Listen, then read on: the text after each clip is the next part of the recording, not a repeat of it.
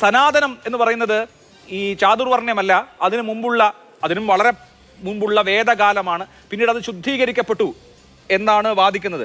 താങ്കൾക്ക് ഇക്കാര്യത്തിൽ, താങ്കൾ പഠനങ്ങൾ നടത്തിയ ആളാണല്ലോ, അഭിപ്രായം എന്താണ്?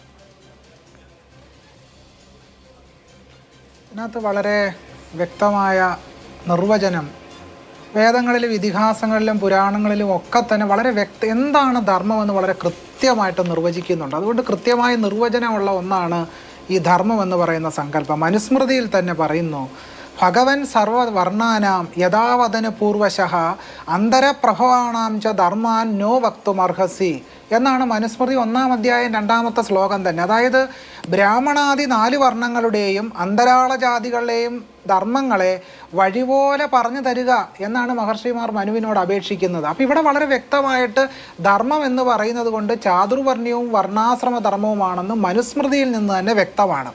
ഇനി നമുക്ക് പിൽക്കാലത്ത് എഴുതപ്പെടുന്ന യാജ്ഞവൽക്യ സ്മൃതിയിലും പറയും, വർണ്ണാശ്രമേതരേഷ നോ ബ്രൂഹി ധർമാനശേഷതഃ എന്ന് പറയും. അപ്പോൾ ഇവിടെയും വർണ്ണാശ്രമ ധർമ്മത്തെയാണ് ധർമ്മം എന്നതുകൊണ്ട് യാജ്ഞവൽക്യ സ്മൃതിയിലും വ്യക്തമാക്കുന്നത്. ഇനി നമുക്ക് ആ സ്മൃതികളൊക്കെ അങ്ങ് ഉപേക്ഷിക്കാം. തന്ത്രവാർത്തികം എന്ന് പറയുന്ന വളരെ പ്രധാനപ്പെട്ട ഒരു മീമാംസാ ഗ്രന്ഥത്തിൽ പറയും, സർവധർമ്മ സൂത്രാണാം വർണ്ണാശ്രമ ധർമ്മോപദേശിത്വാത് എന്ന് പറയും. വളരെ വ്യക്തമായിട്ട് തന്ത്രവാർത്തികത്തിൽ 1-ാം അധ്യായം 1-ാമത്തെ സൂത്രത്തിൽ തന്നെ പറയുന്നുണ്ട്.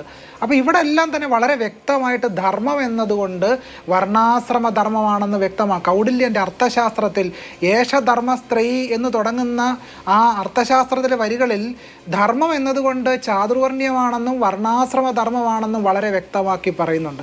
മഹാഭാരതത്തിൽ പരീക്ഷിത്തിൻ്റെ ഭരണകാലത്തെ പറ്റി പറയുമ്പോൾ പരീക്ഷിത്തിൻ്റെ ഭരണകാലം ഏറ്റവും നല്ല ഭരണകാലമായിരിക്കുന്നത് അത് ചാതുർവർണ്ണയത്തിൻ്റെയും വർണ്ണാശ്രമ ധർമ്മത്തിൻ്റെയും അടിസ്ഥാനത്തിലുള്ള ഭരണക്രമം ഇരിക്കുന്നത് കൊണ്ടാണ് എന്നാണ് മഹാഭാരതത്തിൽ പറയുന്നത്. പരീക്ഷത്തിനെ പറ്റി മാത്രമല്ല, ജനമേജയൻ്റെ ഭരണകാലം ഏറ്റവും നല്ല ഭരണകാലമാകുന്നത് അത് വർണ്ണാശ്രമ ധർമ്മത്തിൻ്റെ അടിസ്ഥാനത്തിൽ ആയിരിക്കുന്നത് കൊണ്ടാണ്.